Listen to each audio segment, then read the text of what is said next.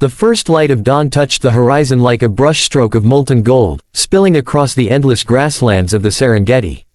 The air was cool, almost motionless, carrying only the faintest rustle of tall savanna grasses awakened by a gentle breeze. In that fragile hour between darkness and day, the world felt suspended, as if holding its breath for whatever miracle nature would unveil next. A single ray of sunlight broke through the thinning veil of night, landing directly on the silhouette of a lioness perched upon a low granite kopje. Her amber eyes glowed with a quiet authority, reflecting centuries of survival encoded in her blood. Below her, the plains stirred with life. Wildebeests gathered in thousands, their honking calls echoing like a wild orchestra announcing the new day. Zebras mingled among them, black and white patterns shifting like a restless sea of stripes. Gazelles, alert and delicate, stood poised on slender legs, every muscle ready to flee from danger. This land, ancient and raw, belonged to no one and yet held everyone under its spell.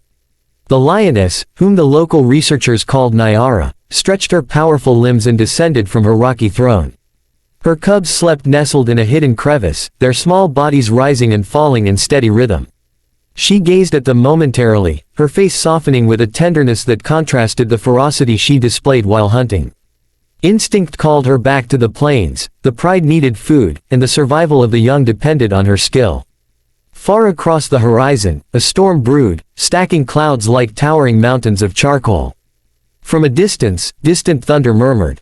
The rains here were not merely a change in weather but the pulse of life itself, dictating when animals moved, bred, hunted, or migrated. The Great Migration had begun its northward journey, drawing millions of creatures into a cycle as old as Earth's memory. A vulture spiraled high above, watching the earth with patient hunger. Not far away, a cheetah crouched low, her slender form fused with the grass. Every species had a part to play in this vast, interconnected wilderness, where survival was not cruelty but balance. Nyara's gaze sharpened. A herd of wildebeests ventured near a shallow depression where the grass grew greener. She sensed opportunity, the herd's outer edges were fragmented, and a calf lingered at the back, limping slightly. Weakness, in nature's eyes, was an invitation. She moved silently, gliding through the grass with an elegance that belied her strength. Every paw step was calculated. The wildebeests grazed, unaware of the golden shadow approaching. With sudden precision, Nyara exploded from her cover. The herd erupted into chaos, dust rising like smoke. The injured calf tried to flee, but the lioness closed the distance swiftly. With one final burst of speed, she leapt, striking with a force honed by countless hunts. Within seconds, the struggle ended, and the plains grew calm once more. As Nyara dragged her kill toward a shaded acacia tree, the sun rose higher, illuminating the land with unforgiving clarity. The Serengeti had fully awakened. A pair of giraffes strolled gracefully, their heads swaying like pendulums against the sky. Nearby, a young elephant practiced using his trunk, tossing clumps of dust on his back. His mother watched affectionately, swaying gently as she listened for distant calls from her herd. Across a shallow stream, two researchers positioned inside a camouflaged vehicle documented the morning's unfolding drama.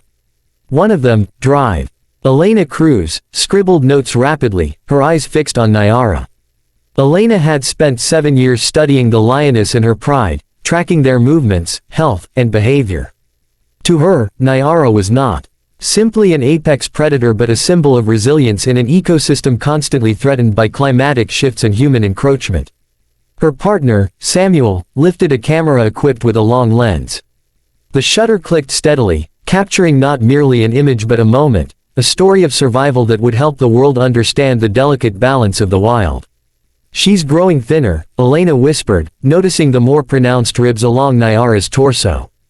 "The drought lasted too long this year." Samuel nodded. "And yet she hunts with the strength of a lioness half her age." Their vehicle hummed subtly as it shifted position, careful not to disturb the animals. Elena's thoughts wandered to the data she recently received, satellite imagery indicating shrinking grasslands due to prolonged dry seasons. Every shift in climate sent ripples through the Serengeti, affecting migrations, vegetation, and predator-prey relationships. The wilderness she adored was changing right before her eyes, and documenting its story felt more urgent than ever. By midday, the sun scorched the earth. Heat waves danced above cracked soil. Animals sought refuge beneath trees, burrows, or the rare patches of shade cast by boulders. Only the scavengers remained active. Hyenas sniffed the air, drawn by the scent of Nyara's fresh kill. They kept their distance, waiting for an opportunity. Further north, where the Mara River curved like a dark ribbon through the plains, chaos brewed of another kind. Thousands of wildebeests massed along the riverbank, snorting anxiously. The water roared violently, swollen from early rains. Crocodiles, massive and prehistoric, glided just beneath the surface, only their ridged backs betraying their presence. Every year, this crossing became a stage for one of nature's most dramatic trials. The wildebeests had no choice, instinct pushed them forward, even when danger awaited. On the opposite bank, a Maasai herdsman named Keto watched the gathering from a respectful distance. His cattle grazed nearby, bells chiming softly. Keto had grown up in these plains, his people's culture deeply woven into the fabric of the land. To him, the migration was not merely a spectacle but a reminder of nature's harmony, and its warnings. He heard stories from elders about times of abundant rain, when the grass grew tall and green. Now, he saw more seasons of hunger creeping in. As the afternoon sun dipped lower, the wildebeest surged toward the river. A frenzy erupted, splashing water, panicked calls, pounding hooves. Crocodiles lunged, seizing the slowest or most vulnerable. Yet the herd pressed on, driven by instinct stronger than fear. Keto watched somberly, understanding that survival here was a constant negotiation between risk and necessity. Back in the southern plains, Nyara's pride gathered around the carcass. Her cubs emerged eagerly, tugging at the meat with tiny jaws. Nyara allowed them to feed first, a gesture of maternal devotion uncommon among many predators. She sat beside them, breathing heavily. Scars lined her flank, reminders of battles with hyenas, rival lionesses, and buffaloes that had refused to surrender easily. As shadows stretched across the land, the sky deepened into shades of orange, violet, and crimson. Night approached, and with it came a different kingdom. Owls hooted from high branches. Hyenas whooped in eerie chorus. Bats spiraled through the air, hunting insects awakened by twilight. The Serengeti transformed into a realm ruled by darkness. Elena and Samuel continued their observations into the night, using infrared cameras to track the pride. They whispered as they worked, mindful of the stillness. Samuel captured footage of Nyara grooming her cubs, licking dust from their coats. The gentle rhythm of her movements contrasted the violence of the day, creating a portrait of the wild's dual nature, fierce yet nurturing, merciless yet full of love. Around midnight, a distant roar echoed across the plains. It was deep, resonant, announcing dominance. Nyara recognized it immediately, the pride's male, Kovu, returning from his patrol.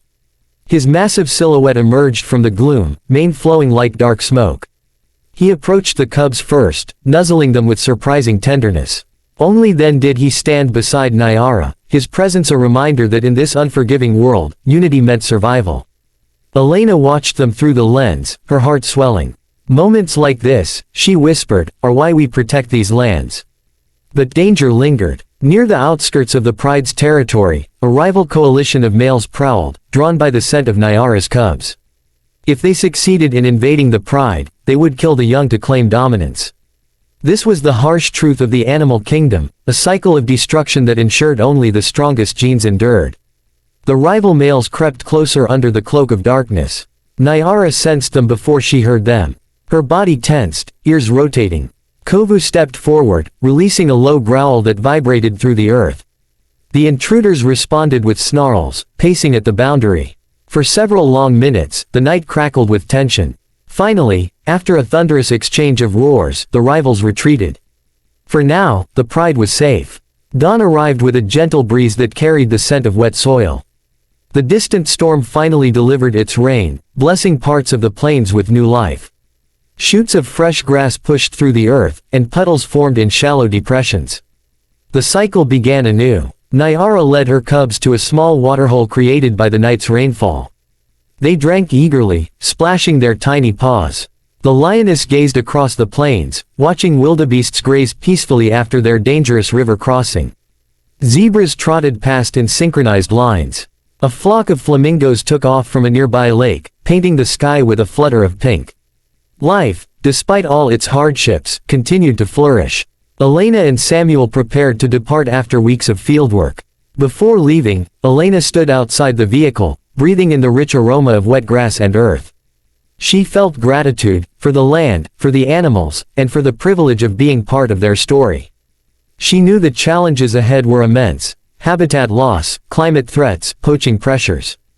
But she also believed in hope, in the efforts of conservationists, communities, and storytellers.